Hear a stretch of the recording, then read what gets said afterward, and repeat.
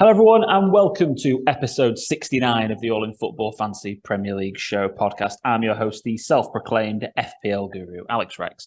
And joining me today are my usual suspects of Barry Stokes and Scott Williams. Barry, how are you today? Great, to be honest. Stuck in traffic, so I pulled into a services to do this pod. Get in. Proper commitment there, Baz. And Scott, how are you? Yeah, good. This is a podcast I've been looking forward to since we started way back when. Really good time is going to be had by all. Well, let's hope that it lives up to your expectations. It usually doesn't. Yeah, it doesn't live up to mine either, and I put together the content. So thank you ever so much for everyone for joining us and for taking part in the podcast mini league. We've had more participants than we've ever had before. So thank you ever so much for bothering to take part and joining with our little community that we have. So don't forget to follow us on All in Football Pod, on more P, Twitter, Instagram, and TikTok. Thank you to everyone who watched my TikToks that I did prior to the beginning of the first game of the season. I have 2,000 views on one of them. That's crazy. My Arsenal one. Hannah said some stuff that was wrong. So thanks everybody for tuning into those. I really appreciate it. We'll go through Manager of the Week, the Pod League. We're back. Let's get started. Right. Who was Manager of the Week this week? It was Life of Brian, Mr. Richard Kirk. Congratulations, Richard, on being the first Manager of the Week. Overall rank 34,000 in the world. You'll be happy with that come the end of the season. 92 points. Johnston, Chilwell, Saliba, Estupinian, Maddison, Salah, Bruno, Saka, and Buemo, João Pedro, and Haaland. And you've got Turner, Baldock, Mbama, and Kabora on the bench. So relatively template team. Maddison's the one that sticks out for me there. I think it's obviously a pick that's ended up doing really, really well. And going early on Chilwell seems to have really paid off. He's already gone up in price. With Reece James's injury, Chilwell, obviously Reece James's injury. What else did we think was going to happen, lads? But Ben Chilwell was always the option. So yeah, 7 points. So well done to Richard. And the early standings in the podcast league show Richard top. David Byrne with 87 points. Fantastic there for you with Emin Mbappe. It's good that one. Bottlers FC, Paddy Madden. Well done, Paddy. And then Marco there as well, equal points. And we've got no farking around Martin Wheel in fifth. So that's the current top five. So well done for everyone for that. How did you find the game week, boys, generally? Because I found it quite uneventful in the sense that I felt like everything that happened to one person kind of got evened out by another, or like there weren't sort of massive swings in like Saliba, for an example, and Gabriel. Yeah, it was great having the assist for Saliba, which was very lucky, but it could have been a lot worse for Gabriel owners because of the goal for Nottingham Forrest and the bonus points Saliba missed out on. It felt like even for whatever morons didn't captain Haaland, they didn't end up having that much bad happen to them. So they only got 13 points. You know, even if they went Rashford, which was obviously the right decision, they only missed out by 10 points. How did you find the game week, Baz? It was okay. I think it was a high scoring one for most people because most of the big hitters performed and they got points. So it was one of them differentials that did well, like a João Pedro, for example, who you kept banging on about pre-season. So for me, 64 was the average of everyone playing, and I got 67. So I think it was a good start for the majority of the people because it was a high-scoring one. So I'm looking forward to the next couple of weeks and try and pick some differentials. Anything interesting from your team in your game week, Scott? These blank game weeks are always quite tough, aren't they? What's that? It wasn't a blank game week. Why do they only have 10 players scoring points? Jesus. Did you have Grealish as well? Yeah, Grealish, Stones, Vinicius, and Bamba. Yeah, 10 players. You give myself an uphill task, but yeah, say I had 10 players, same as Baz, 67 points. And yeah, it was just a bit unfortunate with people like Gabriel not playing. I and the rest of the Man United owners very, very lucky that the worst decision of the season didn't go against Man United there. Definite penalty from Onana, but 9 points. I thought other than that, he's an unbelievable. He's a real buy for you, I must say. his distribution was fantastic, and some of the clutch saves he made is going to be massive. He's just going to be as big as De Gea's been really in for a long time. But yeah, nothing too crazy. The big gamble for me bringing Salah in last minute. It's the first time he's not scored on the opening game for 22 seasons. At least he got an assist. But I think the big reason for having Salah anyway is game week 2, isn't it? Yeah, yes. This is the reason for having Salah. And we'll get into captaincy in a bit. But yeah, like and again, this is the thing. I think if you went Mbeumo or he's got 7 points, fine. If you went Matoma, he's still got an assist. So if you had either one of the 6.5s, you're kind of okay. It was one of those game weeks where everyone had something to moan about, but everyone got a little bit lucky in other ways. Do you know what I mean? It kind of feels a bit like it was evened itself out. There's been no sort of huge swings. So FPL really starts for me after this game week anyway, because I'm not making any substitutions this week. Transfers, I should say. I set my whole team up to not do that. So I've got 2 free transfers going into next week. So I've not even paid any attention to price changes this week at all. From after the end of this game week, there'll be that's when we'll start concentrating properly on those things. Let's go match by match, and we'll try and get through them as quickly as we can, covering the most important talking points. So, Scott, I assume you watched Burnley Man City. I did, yes. Talk me through it. Yeah. I didn't watch every game though. I did have a bit of a life this weekend, which was nice. We went to watch your beloved Scuddy. Let's talk about Scuddy for 1 second. Yeah. Top of the league? Top of the league. We're massive. We're back, baby. It doesn't matter what league we're in. Doesn't matter that, we're playing a bunch of part-timers that play for Dog and Duck. We are top of the league. Demolishing Darlington 4-0 last night. You've got to take the little wins when you've had such a bad 4 seasons. So, yeah, riding high at the minute. You deserve that moment. You deserve that moment. Yeah, definitely. But yeah, City Burnley. It felt like the game went how we kind of all expected it in a way. There were periods of pressure where Burnley looked really, really good. I think Burnley will be fine this season. Don't get me wrong. I don't think they'll be fighting for Europe or anything like that. But I think they'll probably like a 12th, 13th place. They've got, it's a really tough ground to go to, Turf Moor. It always has been. And they had moments where they did cause some real issues for Burnley as well.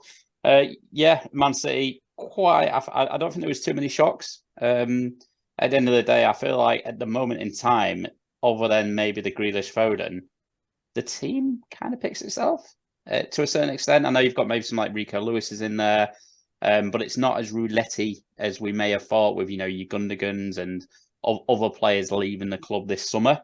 Rodri doing a job as always, getting himself a goal. Kevin De Bruyne, big miss for him. I think he's out till December. Did I read? Did you put that? Yes. Yeah. It feels like did they rush him back a bit? Like, he's very injury prone. I feel like and it's like you said, Al, they're a Haaland injury away from having an issue. But yeah, pretty standard. Haaland does what he does. Doesn't have many touches of the ball, but when he does, he scores goals. Absolutely clinical. Alvarez seems like he's going to get his eye in a little bit more this season. I did think he might do, so I brought him in draft for that exact reason. There's going to be less probably debate at the back now with Laporte going. But yeah, set up pretty similar. But one thing I will say is it wouldn't surprise me if City out of nowhere just signed a striker for like 80 million. I feel like when they want a player, they'll go get him. They won't dick about. They'll get the player and they'll get it done in like 3 days. Yeah, I think as well the links to Paqueta with De Bruyne's injury become a lot more significant. Like they need another midfielder, especially with De Bruyne out now. So I wouldn't be surprised if they signed somebody else. But I agree in terms of the roulette side of things. I mean, Haaland scored 2 goals off an XG of 0.63. Rodri had a higher XG than Haaland in that game, which is quite funny.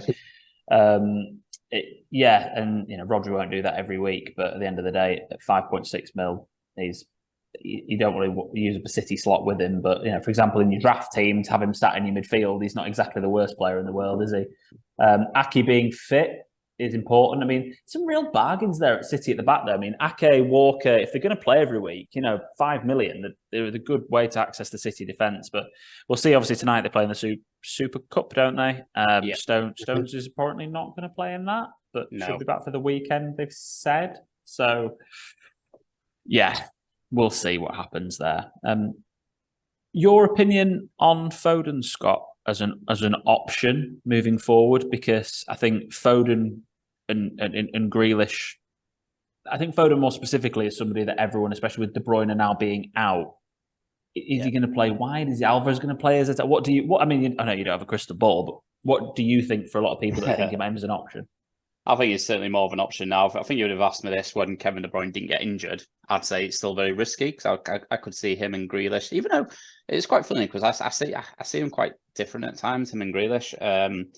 But I could see them rotating a little bit this season. But I think now with KDB, being out, I feel like Calvin Phillips is never going to get a game. So it doesn't feel like he's an option ever. I feel like he's in there just because he's English. So yeah, I feel like Foden's probably the way to go now. It's a bit of a tough one because Grealish was the way to go last season. So yeah, it is still a bit roulette-y. I was chatting to someone at work about this, and they were sort of debating whether to bring Foden or Bowen in. And I was like, well, Foden, if he's playing, is probably the one, even though Bowen's like nailed on starter. So yeah, I think with KDB being injured, there's more of a scope to bring him in. Yeah. I think with those, if the person who's had that conversation about if they're direct comparison, looking at West Ham, I've got Chelsea, Brighton, then Luton, but Man City, Liverpool. So 4 of their next 5 are pretty tough. I won't be looking at West Ham. I'm going to cover them in a bit anyway. But looking at City, Newcastle at home, but then Sheffield United, Fulham, West Ham, Forrest, and Wolves. Great run, isn't it, for City? So I think that's why it's really important to know who we're going to be looking at investing in. Burnley, in terms of Bayer being a 4 million option, he played 73 minutes, then he got himself a yellow card, but just shows that he's probably the cheap option that's playing. And anything more on them, or should we move on to Arsenal, Scott? No, all good. Cool. Arsenal, did you watch that game as well? Did I watch the Arsenal? I watched most of the game before I went to watch Sunny Scunny, yeah. Great stuff. What did you make of the supposed title challengers, Arsenal, and the way they set up their players? Yeah, I thought they did well. I actually thought Timber's out now for a few months, and that's a big blow ACL, yeah, isn't it? Yeah. Bad that. What a season. Yeah, that's a real blow. I was actually thinking he wasn't having the best game. He looked quite nervous for me, but he's still going to be a big blow. He's a very, very good player. I thought Declan Rice fitted straight into the team. Obviously, not straight into the team. He played at the weekend in the Charity Shield, Community Shield, as we should probably call it now, showing our age there. Yeah. I thought he just fitted really, really well into that midfield, allowing the many attacking options they had to do their thing. Martinelli and Saka either side of Nketiah looked frightening. I thought both of them looked really, really good. Sort of continuing where they left off last season. I think there was kind of switching, correct me if I'm wrong, boys, switching like Partey and White a little bit in that game. Interchaining the right back, centre back, which is quite interesting. But again, just shows that the sort of fluid football that Arteta wants to do and that agileness from them as well. I think they'll just. Nothing seemed too different. I feel like Havertz has still got a lot to prove. He's still got a big price tag. I feel like he's been proving himself for about 2 seasons now. So it'll be interesting to see how he sort of comes into it. Because I am a big Trossard fan.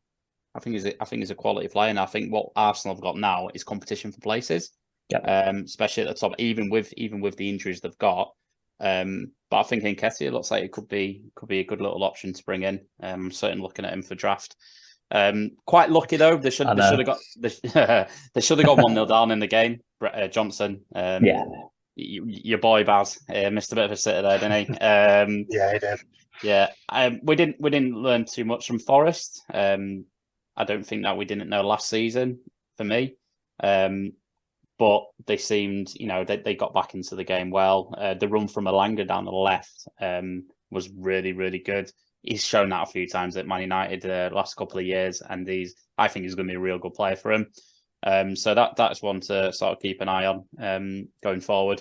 But no, yeah, needed to win, didn't they? After City won, everyone's bigging them to be top two, if not top one. Some of the pundits this season. So yeah, good start for him, and similar to last season. Well, one of you coming off the bench, or one of you coming off the bench, and they scored like 5 games in a row now. I mean, when you get Nketiah in draft, I'm going to get him. So because I think he's just a good striker, and Elanga has to come into that team and start. I really liked Elanga at Man United. I mean, he was never going to get enough games, but I think at a level like Forrest, I think he can really shine. I think he's actually a really talented footballer. He's a Swedish international. He's a good player. He can play through the middle, but also he's better in that position wide. So I think that's been a great signing I think it was just a good deal for United and Forrest all round, personally. That's strong. The key things, I think, like you say, Jesus being out for a while, it seems pretty obvious that now Nketiah is going to be through the middle still. Which is good. I mean, obviously, we can wait and see this weekend again and see if he plays. But he got 73 minutes, which is probably what you'd expect him to get if they're going to then start varying it up. Saka statistically outperformed basically everybody. So for Declan Rice, who got expected points of 5.4 on Fantasy Football Hub. Don't really know how, but he had an XG of 0.44. But in terms of expected numbers and actual numbers, Saka was an ideal pick and performer from that side. So having 2 midfielders, Saka, Martinelli and Saliba are all up there. I had all 3 of them. So feeling very happy with that. Let's move on to the next game, Bournemouth against West Ham. And that's one that I took a look at. Bournemouth played like a 4-2-3-1, like Solanke played up front. I mean, when he plays well, he seems to do all right. Dominic, and so do Bournemouth themselves generally. Brooks looked good. I want to get the statistics up for him because I wanted to look at how he's sort of did within the game in terms of expected points and expected chances and whatever else. And expected points of 4.32. I think he had an XG of 0.28. Which wasn't too bad. He had a really good pre-season as well, apparently. Yeah, four shots as well, most shots out of anybody. That was the statistic I was looking at for Bournemouth. None of them in the box, but a couple of them were on target. At 5 mil, again, we're looking at these sort of fringe midfielders that they could do a job. Considering like Billing played quite a lot deeper alongside Rothwell, who I thought was quite impressive. But Billing's final third passes, he had 11 final third passes, which were the same as the centre-backs. Aaron's at right back, someone to keep an eye on. He was top for expected assists for the game for Bournemouth. Like the rest of them they're all just sort of wait and sees Bournemouth. Game week 8 onwards, their fixtures start to get better. I'm pretty sure it's an absolute train wreck before then. Of fixtures. Liverpool away, Spurs at home, Brentford away, Chelsea at home, Brighton away, Arsenal at home. I mean, they might still be on 1 point by the time they get to that point in time because that is such a tough run of fixtures. West Ham, however, again, I say West Ham, however, they're exactly the same in terms of run of fixtures is really tough. Areola started over Fabianski, which is important. 4 million goalkeeper there for everyone who went Areola. They've got that lucky, haven't they? Got that right, considering there was a guaranteed 4 million Turner, and if you gambled on Areola over Turner and you got that right, then fair play. You've probably got the better 4 million option sat on your bench, which is good for you now. Antonio started up front over Ings, and Bammer obviously didn't get on, who was the cheap option. Antonio got 70 odd minutes, Ings as well. Bowen, great goal. 4.9% owned, 7 million. He's coming into teams at some point this season. There's no doubt about that. Probably from about game week. I can't remember what it is. I'll have a look at the fixtures again. But was it game week 5 or 6 we said Scott earlier on, just when you were looking at the comparison? And Ben Rama at 0.9% owned and 6 million. He's someone else who got 90 minutes. James Ward-Prowse coming in at 6 million. The last 3 years, he's got 156, 159, and 142 points. 15 attacking returns in 2 seasons, followed by 13 the season after. You know what you get him. And I think if Paqueta goes to City, there's a chance that he might get a few more returns. That's about it for them. Don't invest in either of them just yet, but there's a couple of players to watch and wait and see. Anything to say on your boys, Scott? West Ham? Anything else you want to add on them? No, I think it's a good point for them at the start of the season. They've not had the smoothest pre-season. They've got a lot of money to spend, and they're finally spending it now. I think they'll be absolutely fine. A good season for them. I think probably mid-table, maybe a little run in Europa League, which they're now in, will be good for them. Great finish, like you say, and I think JWP. I cannot wait to see him in a slightly upgraded team. Yeah, he's the right signing really for them. I think he's a good midfield for them. Baz, Brighton Luton. Yeah. Talk us through. Brighton was a very, very heavily invested in team, and Luton obviously took points. And well deserved to be honest. They looked really good, but I think Luton really helped them a lot. To be honest, they were making some rookie mistakes, and I think they need to get some players in that's got Premier League experience because they just look so vulnerable. That Mpanzu basically gifted a Dringer. His goal was just crazy. I couldn't believe what he was doing. He was doing kick-ups in his 6-yard box. And then he just messed it up and just basically laid it on a plate to him. But yeah, there was other issues as well. I think VAR with the dunk incident on the penalty. I don't know how it's a penalty, but his arms are outstretched. But how can you slide in and try and block across with your arms to your side? It's impossible. I've said it multiple times. They need someone who's played the game before, because refs will just go by the law. They don't understand when you're making that type of tackle or things like that's going to happen. Your arms are going to be potentially outstretched.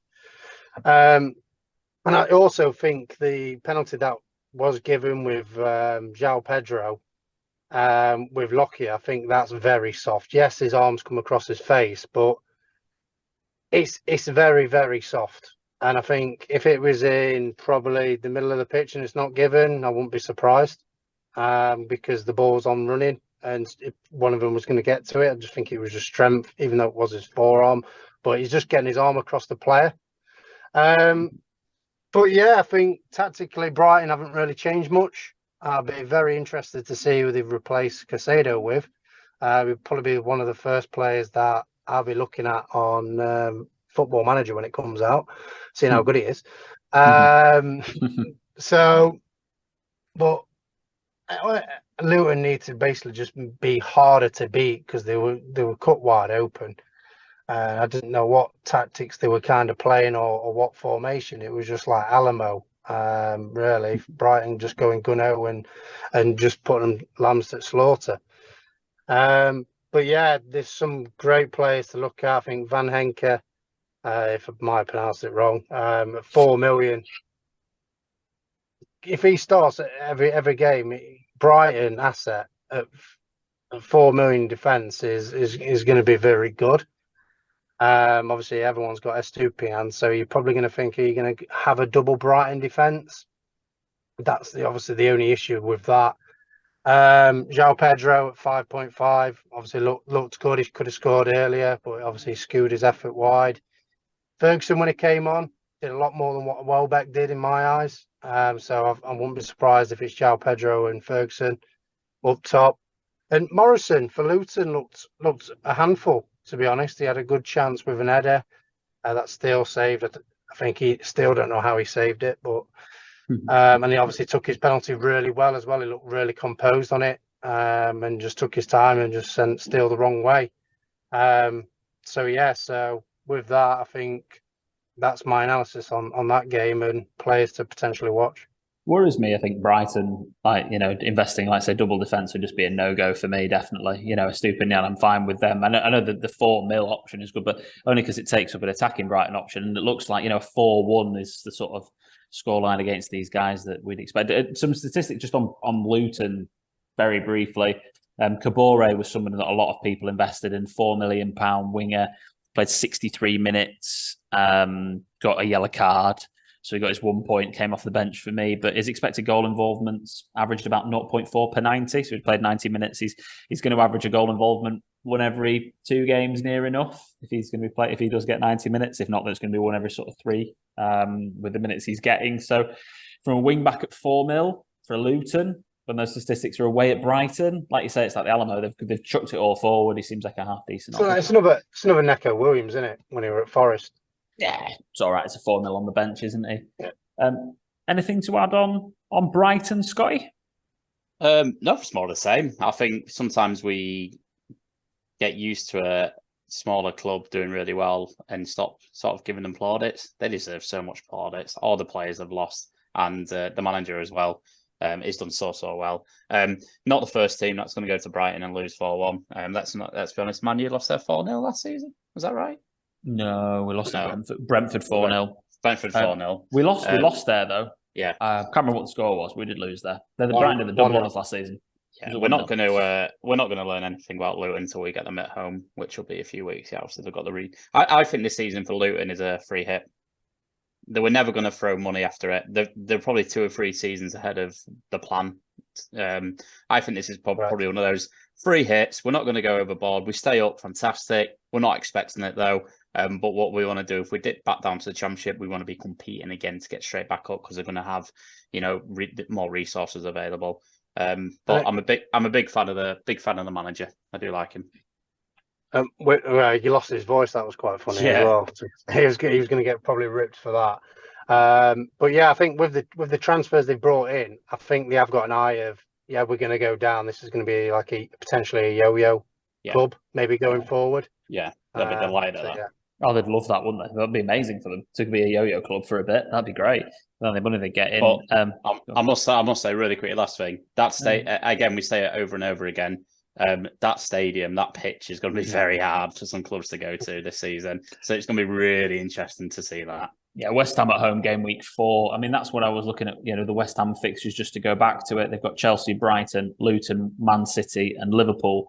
And that Luton away game in the middle of that run of next 5 doesn't scream to me that it's going to be a good, easy game. Their first game at home in the Prem. I think that's why till sort of like game week 7 for West Ham, you're not looking to invest in those guys. Brighton, their fixtures get quite tough from game week 4. So they've got Newcastle at home, Man U away, game weeks 4 and 5, then Bournemouth at home, then Villa away and Liverpool at home. So their fixtures aren't that great from game week 4 through to 8 when the first international break, I think it's first international, when an international break is. So if you wanted to get Brighton assets in, you're probably going to need to do it for the next couple of games. Wolves away, West Ham at home. I think those games again are going to be, but Wolves, of course, are a world-class team. You should have seen them against Man United. They were unbelievable. So there you go, into elite level. Everton against Fulham. Couple of talking points from the Everton game. Mopé started up top. Neil Mopé's XG in that game was absolutely insane. It was the highest, I think.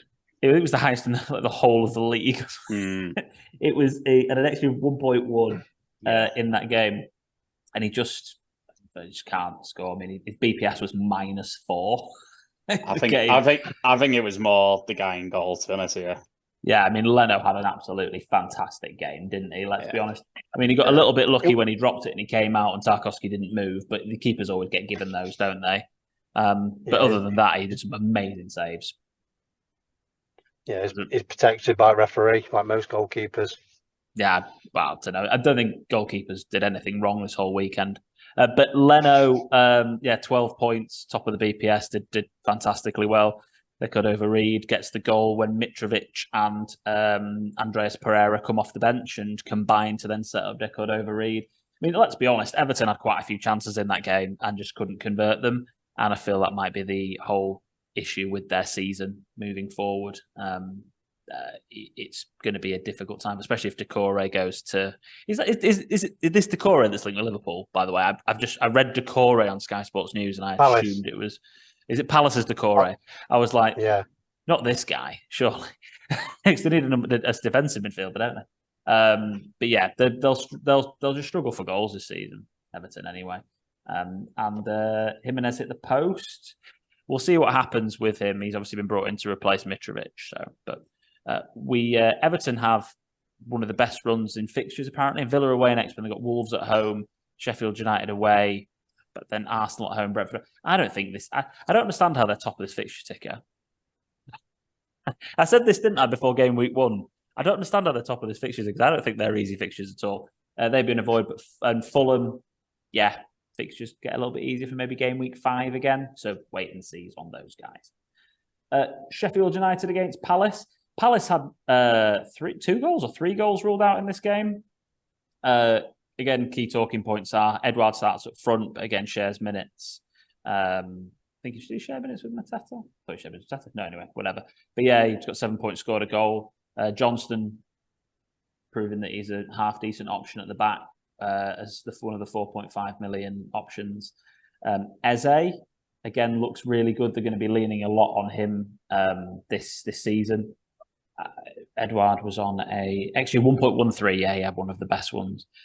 Eze slightly low XG, but his expected assists of 0.69, which is a fantastic level. Yeah, Edouard played 90, and I'm talking about there. Eze, 0.69. So I don't mind Edouard as a 5.5 million asset, if I'm honest, as a third striker. But I think when you've got João Pedro, you want to go with him.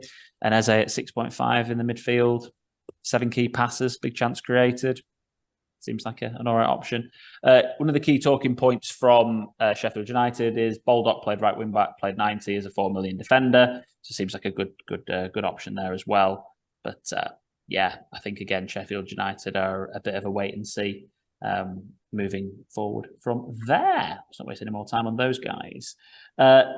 Newcastle game, Baz? Did you do Newcastle? Are you covering them or am I covering them? What are you covering? I'm covering Chelsea. You're covering Chelsea. Right. Newcastle. Did we forget how good they are? That's the question that's been asked. Isak with 2 goals, Wilson with 1. I don't understand how Wilson didn't get more goals than that, by the way. Like, he should have had even more goals. Did you watch the game, Baz, at all, or did you see any of it? I just watched Match Today, the highlights. Harvey Barnes got 22 minutes, but looked good. Anthony Gordon is 6.5. But Anthony Gordon, I think, looked good in that game. 68 minutes. Obviously, starting position, 5.5 million. Someone to keep a really close eye on, especially when he's $1 million cheaper than Almiron, who's proved how inconsistent he is. Botman at 4.5, going to prove to be really good value as a defender over the season. Wilson at 8 million. I mean, I've got him in draft. I don't care if he plays 30 minutes a week. He can still score goals in that 30 minutes. Like he's that sort of player. Isak looked unbelievable, really, really good. And like I said, I think the signing of the season will be Tonali, and I have not changed my mind after game week 1. I think he looked fantastic to get that goal. So yeah, they look great. Shame for Villa with the Mings injury. He kind of fell apart after he went off a little bit defensively, but. Yeah, they'll still be a decent side for the season. Diaby getting a goal is key. Him starting and Watkins getting the assist. You know, even owners of those guys aren't going to be unhappy with it. Brentford Spurs. That'll be me. Go for it, Scott. Yes, please. So yeah, obviously life without Harry Kane was always not the easiest fixture against one of the teams last season to go away to. Fair result on the base of it. I think that game. Lining up 4-2-3-1. Richarlison taking Kane's position up top. Son, Maddison, Kulusevski just behind. You got Skip and Basuma holding, and then you've got some new defensive assets there. And Undogi and Van der Ven, Vicario, and then you got Romero and Emerson Royale. Yeah, I thought from a Spurs perspective, they did well. It was always going to be a really, really tough ask. If they lose the game, if they get beat, it's going to be like you can't do it without Kane. You're a one man club, etc., etc. However, one player they have brought in, James Maddison, brilliant player. He's going to be a real asset this year. He's going to play every game. He's going to pull the strings. And I think he's going to return a lot of points. Absolute bargain. What was it? 40 million they got him for? Yeah, really bargain. So yeah, certainly going to be good. And the defensive assets looks all right. To be fair, Vicario looks like a bit of a gobby one, but you know, they look decent. Emerson Royale looks really good. Bombing up, well, attacking wise anyway, bombing up from that right sort of wing back position. He took his goal really well. It was a great finish into the bottom corner. It's a fantastic finish there for him. He's such a sort of player that is up and down though, and that's not just up the wing. I mean, look at the heat map there for YouTube watchers. You can see Very, very high position at the front. Slightly inverted as well, wasn't he? That's kind of what I wanted to just sort of point out a little bit there as well. Like he sort of doubly inverts his wing backs, doesn't he? Postecoglou. It's interesting to see how Destiny Ndogi and Emerson Royale are they both 4.5 mil. Baz, you'll tell me 4.5 is he for Emerson Royale? Yeah. Like both at 4.5 in those positions. They're going to get into some really good spots this season, aren't they? It's their first choice. I would say that's probably the name of the season as well. Destiny Ndogi. I literally would pick him over Emerson Royale because of his name. Yeah, I mean, Emerson Royale's not bad, is it? I mean, that's not a bad name either. No, it's not. It's just Destiny. Some unbelievable names there, aren't there? Yeah, it's top. That's why they're in the team of the Pedro Porro. Yeah. What I would say is, I think for this situation they're in right now, they've got the perfect manager. I really like him. I really took to him. I think he's straight talking. He's to the point, and he's exactly what I think Spurs need for this little transition period. Can you see them going out and getting a striker? I can't. Oh, I don't know. It depends who's available, doesn't it? Who is depends available? if Levy wants to. This is what the worry is, isn't it? Because like surely the reason they've sold him now is sold him being Harry Kane now is because they're going to spend the money. Yeah. Like otherwise, what's the point in letting him go? You might as well just keep him for another season and like let Kane get his massive signing on bonus wherever he goes next. So they've also done it to keep him out of the league, haven't they? Yeah, they can't do what they did with Bale though, and just bring in mediocre. I think everything, but Eriksen was pretty poor that they brought in that sort of transfer window. But striking assets, it's a tough one. You either go like someone that's relatively unknown, like Højlund.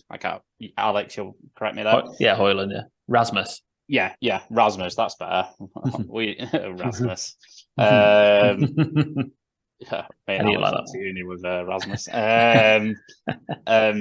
You've got to either go someone there that's young.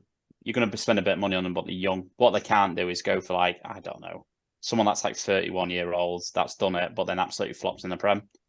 Lukaku. Yeah, they can't go for Lukaku.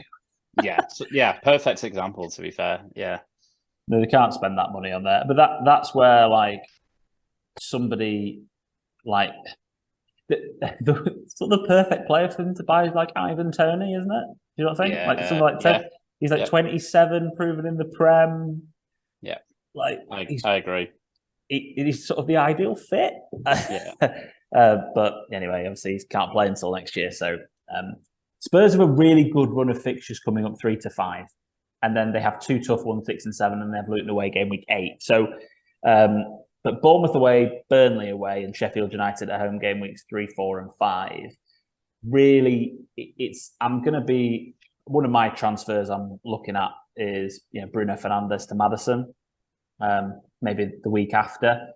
He's just debating Bournemouth away versus Forrest at home, but then the Burnley away and Sheffield United at home games versus Arsenal away or Brighton at home for Man U. That sort of transfer is something that's sitting in my head as something I might do, but again, just. Waiting and seeing. But this is where we need to be really paying close attention to these players, and this is why we're doing the game by game to try and make sure we don't miss any assets that we need to be really looking at. But I don't think they can. Maybe they can go through the season with Richarlison as the number 9. Maybe he'll get some goals if he plays every week. He kind of did at Everton, didn't he, for a bit? Yeah, it could be an option because he's midfield as well, isn't he? So he's out of position, and he's at 7 million with Maddison. So, and obviously. It could be worth a shot. Yeah. When you look at the Opta stats of the game in terms of expected goal involvements and positions, Maddison 0.8 to Richarlison's 0.3 in terms of expected goal involvements. Yeah, that Maddison's XG was only 0.02 less than Richarlison's. He had the same amount of shots on target. Just that Richarlison's 2 were in the box and Maddison's only 1 was in the box. But expected assists for Maddison at 0.62 compared to 0.1 for Richarlison. 9 points to 2 points, right now at 0.5 million more off the back of statistics off 1 game away at Brentford. You look at Maddison, but there's a long way to go here. But great signs for Maddison, though. Another thing about that is they played Kane through pre-season. Why don't they play Richarlison up front in pre-season? I just don't get it. absolutely balmy. If you're going to sell him, don't play him. Like, you've got to get used to this system. But they obviously said that he wasn't going to get sold. That's the only conclusion I've got anyway.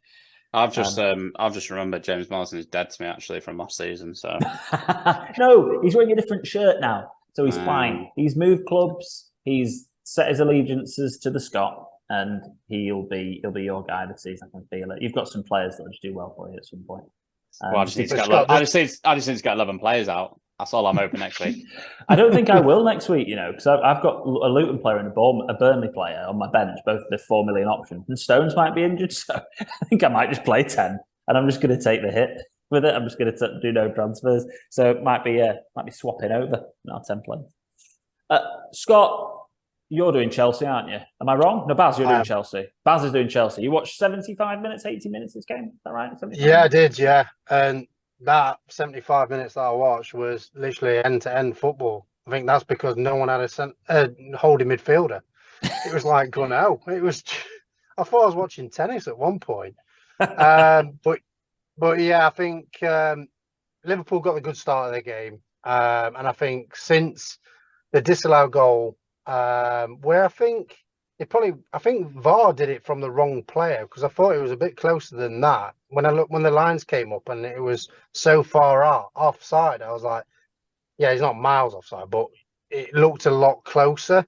But he's still offside, and I believe anyway. But that changed the game. I think Chelsea thought, hold on a minute, that was our rude awakening. We need to pull our finger out, and obviously Chelsea looked the stronger team and hold their own, to be honest. And with the signings of Caicedo and Lavia, I think they've got it sorted. I don't think they really need to buy any more players in. Whereas obviously Liverpool. So they could have given one to Liverpool, couldn't they? Could have done, yeah, but obviously they didn't want to. The players didn't want to sign. And with that, if you sign a player that don't want to play for you, then you're not going to get the best out of them, are you? But yeah, I think there was a few decisions in it with Jackson's handball. It's not an handball at all. I just don't understand why people would appeal for that. I just think with VAR, I think they should just stick to offsides. I think going into penalties and things like that, as we're going to touch upon in the Man United game, I think the refs are getting lazy so they can rely on VAR. Yeah, definitely. And it's not for me. I'd rather watch football without VAR. But obviously, with the tactics that Poch has gone playing, it's good to watch Chelsea again. Whereas before with Chelsea, with Conte and Mourinho, it was so defensive. But obviously, the man on the screen now for YouTube listeners, Ben Chilwell, he found himself more in the centre. I'm quite shocked about his heat map, to be honest. I thought he was playing like a Trent Alexander-Arnold inverted wing back, but his heat map's more on the left. And every time I saw him, he was in the centre of the pitch, and majority of the time in the penalty box. Well, you can see that from that point, yeah. Yeah, he obviously assisted obviously the goal, and obviously had a goal disallowed, and obviously he's been come up in price now at 5.6. Whereas Liverpool, obviously, like I mentioned, they need obviously a holding midfielder. The Salah situation getting took off after 70 odd minutes or so. Yeah, that obviously didn't scream out to me that was the right decision from Klopp. When's that ever happened, Baz? Either like I can't remember the last time it's been like 1-1 with 13 minutes to go and Klopp's taken Salah off. Good question. I ain't got the answer for that. No, exactly. That's what I mean. I put one person will probably know, and that'll be Cully. Send us a message, Cully. Let us know. Yeah, exactly. Yeah. Or 80 chip. Yeah. So with that, I just think Liverpool obviously need that holding midfielder ASAP, to be honest, because they just look quite vulnerable. And I think everyone's joined on this bandwagon what Pep's done with the inverted wing back. Trent Alexander-Arnold, yes, he can do that role, but Liverpool defensively can't deal with it. Canate doesn't know to go over to the right, he doesn't know to stay central, and it was very difficult watching it unfold. And I think tactically they just need to stick to what they know, and basically keep it simple for them. And I think they'll be a lot better going forward that way. But obviously everyone's sheeps at the moment and love this inverted wing back situation to overload the midfield. Great when it works, but you're so vulnerable when it doesn't. And obviously a couple of balls over that side where Jackson obviously utilised it a lot, and he looked very, very good up top, to be fair, at 7 million. He uses pace, his power, and he could obviously had a few goals, but obviously Alisson did really well in goal, and I think he kept it good as it should be. But yeah, we're looking at people to potentially get from them teams. Obviously, you'd want Salah, but obviously if you can't afford him, then you're probably struggling on that front. Jackson at 7 million, Jota at 8 million if he stays in that central role, especially being a midfielder going to centre forward role, he's going to be obviously a good little buy for you. Diaz as well, 7 points. Is it not a minutes risk, Jota? That's all I'm saying. I mean, I completely agree with it. 8 mil through the middle for Liverpool. He's midfield classified. I get what your point is. You don't think he's a bit of a risk? Yeah, I think he's a bit of a risk, but is it a worth risk taking? But obviously, you are utilising a lot of your money at 8 million, and where you could probably pick up like a Matoma who's going to play in every game, for example, if he's fit. And yeah, it's one of them where if Jota does what he did when he came back from injury and he set the world alight and scoring loads of goals, then great. He's going to keep Nunez on the bench. And I didn't really see that in the game. To be honest, he didn't really play as much, and I think it was more wide that Liverpool was hurting Chelsea due to the fact Reece James and Chilwell was far up the pitch, and they was utilising that space. And then something changed. I don't know if it was Poch or the players actually realised, hold a minute, we need to change this tactically and maybe get our wide centre backs out more wider to stop this from happening. But yeah, I think with that, is it Colwell at 4.5 million? Yeah. That's going to be obviously a nice little if he starts every game, because obviously Chelsea have got a lot of defensive injuries and also a lot of players. And Sanchez as well at 4.5 million. Obviously Kepa's gone now. Yeah. Good option. You can have and I think I would honestly go double Chelsea defence, because of they've got obviously good holding midfielders now, and obviously I think tactically with 3 centre backs it makes them a lot more solid. Yeah. So that's where I would go if I wanted to do that, and obviously potentially like change Flecken 4.5 million to Sanchez, or look at getting a potential Chilwell in.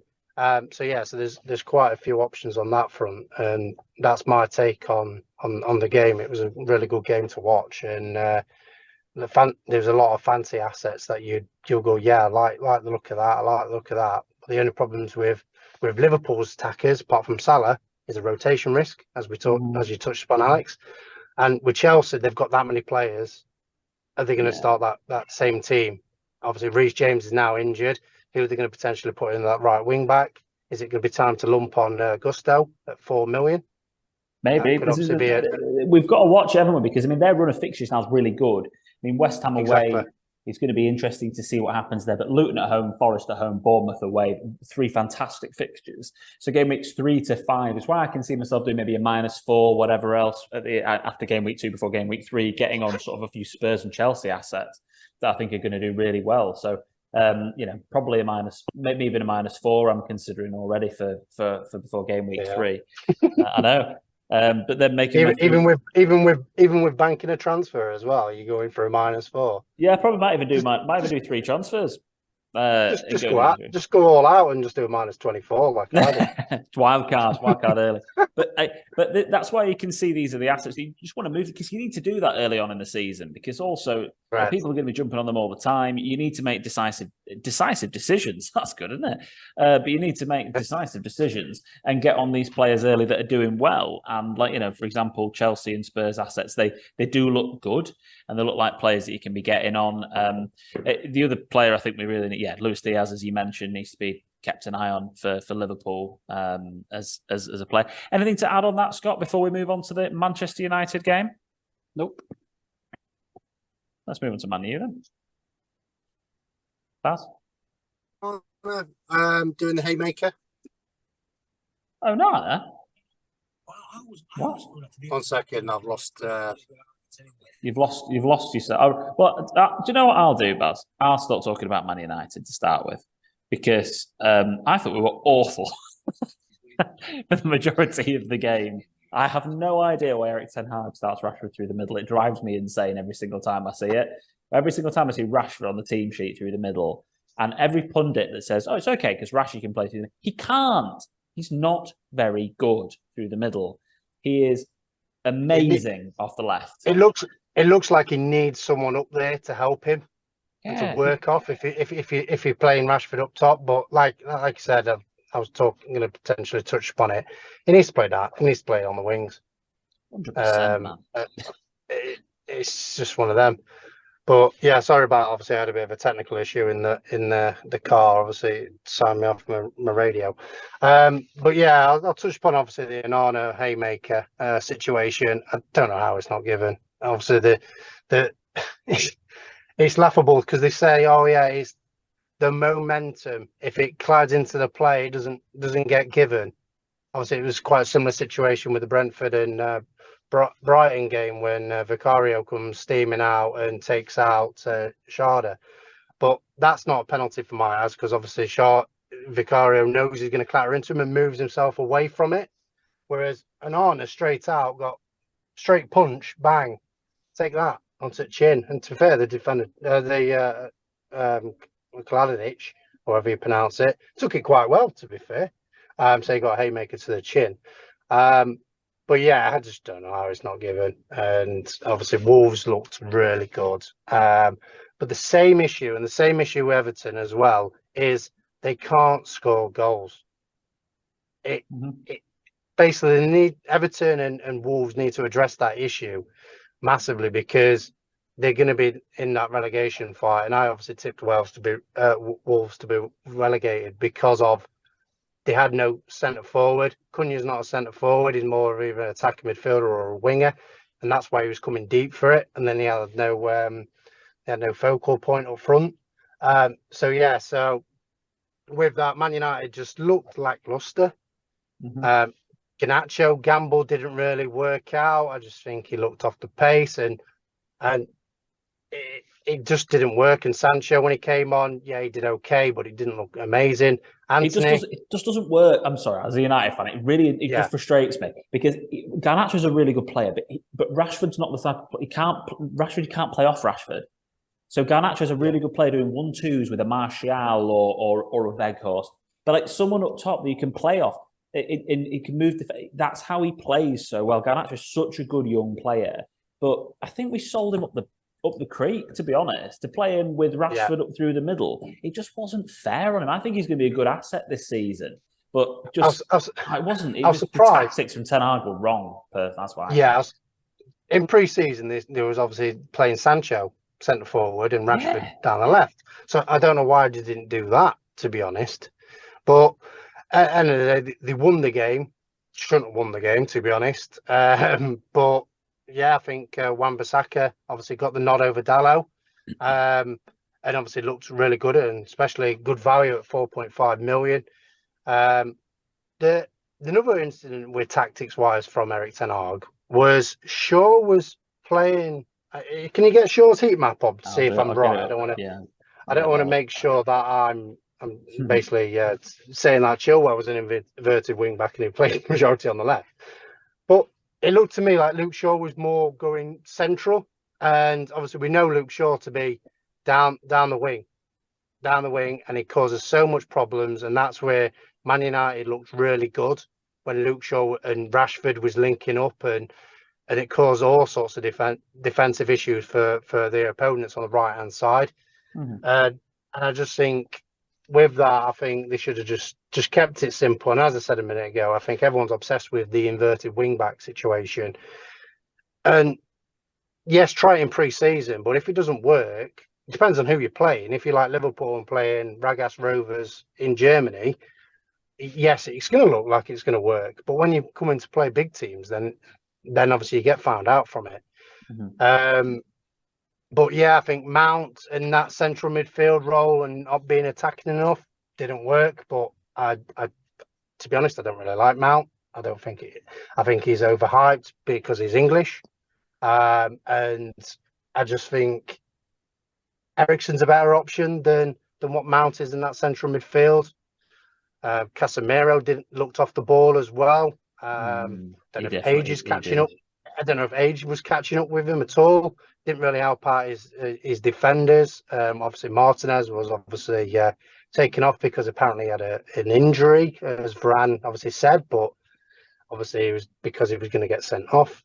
But yeah, I think there was multiple things that Man United got wrong, but they got the result. And obviously going forward for challenging for the top four, then yeah, it worked out luckily for them.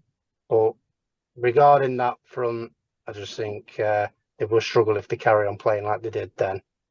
But Wolves, We're just to finish up on the Man U thing, and I'll come to Scott obviously on it as well. Before then, I'll touch on a few issues that Wolves have got. But like in terms of if it looked like we weren't fit in the midfield, it looked like we were trying to save our energy all the time. And when we don't have the ball in, like we needed Eriksen on the pitch to keep the ball better. In that match, especially at home against Wolves, I think Ten Hag just got it wrong, really, and I think we got very, very, very lucky to come away with 3 points there at the end of the day. And anything more on Man United, Scott? Before I just touch on a few of Wolves' woes. Nothing there for Man United. I think they probably need to get the new boy up and firing and have that focal point a bit more up top. And like you say, move Rashi out the wing. Excited for him to be fit and see what he's about. Yeah. Wolves, Cunha 5 shots, 1 on target. Chan 4 shots, none on target. Lamina 3 shots, none on target. Neto 3 shots, 2 on target. And Fabio Silva 3 shots, 2 on target. He's a potential player to watch. I think everything came through Neto and he looked really good. But we know what Neto was like before. Obviously, he had the injury, and I think he was in majority of the teams. And I think he's going to be probably the one. And Hwang, when he came on, he looked quite good as well. But same old issue. And also another thing about Man United, sorry I didn't touch upon. Scott said it obviously, and Arno was great. It was brilliant. I thought it was bang average. Yes, his distribution was great. But the saves he made 6 saves. I'm not being funny. A semi-pro keeper could have saved them. They want clinical saves. He nearly messed one up when Cunha shot from the edge of the box and he spilled out his hands and went for a corner. But he didn't really go. Yeah, he looked safe in goal. To be honest, he looked a bit. Looked a bit clownified. To be honest, and yeah, I didn't rate him. I didn't rate him at all. I disagree with Scott as well. Yeah, I think it's a bit harsh saying to a keeper when he's only made 6 saves and they're all bang average. What did you want him to do? Save it with his teeth? Like he still has to make a save. Yeah. But you know what I'm getting at though is it's not like he's made world class saves like Leno did, and Leno obviously deserves the praise he got. Yeah, but you can only make world class saves when you're in that position to make a world class save. Yeah, but he didn't play brilliant though, did he? Yeah, he kept a clean sheet because he had 6 saves that were nearly straight line. 9 points says otherwise, Baz. Yeah, well. No comment. Yeah. It might be because I did have him in my team and I took him out. Probably that might be the reason why. 100%. Who do you have in goal? Who do you have in goal? I had Flecken in goal. Oh, what the Flecken were you thinking? But yeah, that's my take on him. I think he's going to get caught out against better clubs, and yeah, I just think he's a fraud. He's a fraud. I reckon he I've comes said it. top 2 in the Golden Glove this season, guaranteed. That's only because Casemiro probably. No, it's because the referees don't give pens against us. I do think though that there was a little thing about that penalty, by the way. As soon as it happened, everyone was like, Stonewall pen, Stonewall pen. I was like, Stonewall pen. I was like, I bet this doesn't get given. And I don't know why you have a feeling. You have a feeling like in the game, you're like, we're going to get away with Man this. U fan. I sat there and I was like, this ain't getting given. I just know it isn't. I don't know why. And then Old Trafford. Well, yeah, you say that. Under Fergie, yeah, last 10 years, not so much. But I completely disagree with you on Onana, Baz. I think he has got the spotlight on him massively as Man United's number one of the toughest goalkeeping jobs in the world. I think everybody expects him to start doing massive diags every single time he gets the ball and putting players through on goal immediately because he's been over talked about so much in pre-season. It's not about the fact that he's going to create chances just from his feet every single 2 minutes. He becomes part of our play. He's something that De Gea just couldn't do. De Gea didn't have the ability. De Gea and Maguire upgraded to Onana and Martinez completely changes the way we attack. And it's 2 great signings, I think. But that's my take on that one anyway. Let's look at the fixtures for this week. In fact, do you know what we should do? Should we do our differentials? Let's do that. Differentials for this week, and I'll get the fixtures up. Have we got we got the tracker for the season? Have we got a tracker? I've not done a tracker.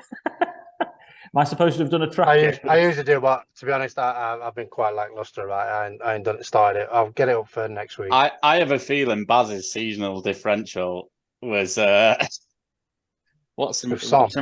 What thingy that was out for the season? Have I made that up? It was Son. No, I had Son. All right, fair play. He had McBurney though last week. Yeah, He's not injured. He was injured. Week one differential. Scott, have you got yours ready, or are you? I want a thoughts, mate. No, well, remember the rules are 5% ownership. That's what you've got to have. What's the best? How's the best way of doing this? Transfers. Just you on statistics. Yeah, I'm on statistics. Where's that? Yeah, player statistics. That's the thing. I don't know where that is. So if you look at my screen here, it's below fixtures. Player statistics is just there. Oh, the scout. No. The scout. Where are you on? Where are you on the app? Are you on the app? Sorry, guys. It's stats on the website, not statistics. Well, that's what I said. On the app. Your website. No, I'm on the website. No, you're on your desktop computer. Yeah, well, I've been wanting to ask them a question for like 2 years. No, I know. Anyway, what's that? My differential for this week? Did you say? Yes. Not a problem. It's got to be under 5% owns. Someone said. I'm going to jump in a sec because I know you're going to pick. No problem. I'm going to go for Nketiah. Oh, good. I'm glad he's got on Nketiah. I'm going for Jota. Over to you, Bal. Sure. Alanga. Jota's 3% owned. What's Alanga like? 0.2 or something? 0.8. 0.8. Brilliant. What's the ownership of Nketiah, Scott? Nketiah. 4.7. 4.7. Yeah, 4.7. So the deadline's a weird one this week. So pay attention because normally it's 6:30 on a Friday if it's going to be a Friday night kickoff, but it's not. It's 6:15 because the kickoff between Forrest and Sheffield United, because it's such a long journey for United fans, is 7:45. So they've got a 7:45 instead of an 8 o'clock kickoff. I have no idea why. There will be a reason, but it's also not on telly. It will be on telly somewhere, won't it? Weird, isn't it, for a Friday night game, not on Sky or BT? Just a bit odd. Maybe is it? There we go. I've googled it, mate. Thank you. Talk to me. Oh God, you know when you read an article, podcast listeners are going to be bored of this, but you know when you read an article, and it takes you like 4 paragraphs to get to the reason. Yeah, I don't care what they did last week. I couldn't care less. Blah blah blah. Sheff United's visits not Forest has not been chosen for live TV coverage, and there's no Premier League fixture booked in for the Friday evening slot. The fixture, I don't want to sign up to your newsletter. There we go. The fixture was originally scheduled to take place on Saturday, the 19th of August, but cricket matches taking place at a neighbouring Trent Bridge would have caused congestion issues. There you It's go. The 100. The bloody 100. Hey, it's great, the 100. They've made it To be happen. fair. Just do it all. Just put the money into the T20 blast and forget the thing for me. But anyway, we've got here Forrest doing a Friday kickoff. I hate Friday deadlines as well. They won't make the kids tea on a Friday because I haven't done it in the evening. It does my head in. I'm getting really stressed about it. There's no early kickoff on Saturday. So Fulham, Brentford, Liverpool, Bournemouth, Wolves, and Brighton are the only 3 o'clock kickoffs. Spurs, Man U. No, then. No. Spurs, Man U, and then Man City, Newcastle. Pretty cool double header on Saturday night. Looks good. And then Sunday, you've got Villa, Everton, and West Ham, Chelsea. But only one match really matters on Sunday, and that is the Women's World Cup final. Come on, the Lionesses. Come on, fantastic performance. England. What a performance today from the girls. And then Palace Arsenal on Monday Night Football. Captains this week, lads. You both own Mohammed, don't you, Salah? Correct. Yep. Correct. And we'll be the cat that gets the Salah cheese. That sounds awful. Cut that out. Note down the time and edit. I've not even said it right. It's the cat who gets the cream, not the cheese. I'm hungry. We're nearly done, mate. We're nearly done. Yeah. Salah. You got Salah. Salah? Well, I mean, Yeah. this may be controversial, guys, but this might be my week to go Haaland.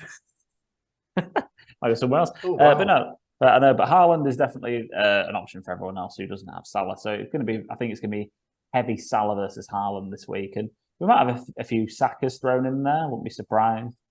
But Watkins? maybe, yeah. Could be a shout home to Everton, I suppose. Didn't even consider him, to be honest, and I've got him in my team. Yeah, Watkins. Anyone else, Scott? Anyone we've missed there? Nope. No, didn't think so. From that side of things. But don't forget, it's 6:15 in terms of the deadline. Right, lads. Have I missed anything, Baz? No. Don't think so. Thanks ever so much for joining me this week, lads. We'll wrap up here. I'll try and get this out as soon as I possibly can do, because with it being a Friday deadline and it being Wednesday recording, it'd be nice to make sure we get. I'd just like to say, no one cares if they got to that point about that, Alex. They've already listened to it. That's very true. Thank you very much, Scott. No problem. 48 people in our podcast league. Thank you ever so much to everybody who is going to be participating. That's 8 more than last season. It's like 20 more than the first season that we've done. And I've had such a great response to that league. So thank you so much for taking part. V6WX90 is the podcast league code. That's V6WX90. If you've got this far, you deserve the code. And again, thanks as well to everybody who's been participating in our Instagram surveys, our TikTok stuff, everyone who sent me some questions on Twitter as well. Everyone who gets involved, it's great. It makes us all worthwhile. We don't do this for any money. We do it because it's fun. It actually costs me money to do this. That's how much I enjoy doing it. So thank you so much for everyone getting involved. Baz, bye for now. Bye for now. Have we done something about the pod team? No, we are doing that. Not just banking a transfer away. We're banking a transfer, Baz. That's what we're doing. Okay, we'll get something sorted for next week then. We will. That's why you need to sweep up, though. And Scott, goodbye. Cheerio. And goodbye for now to our audience. Bye for now.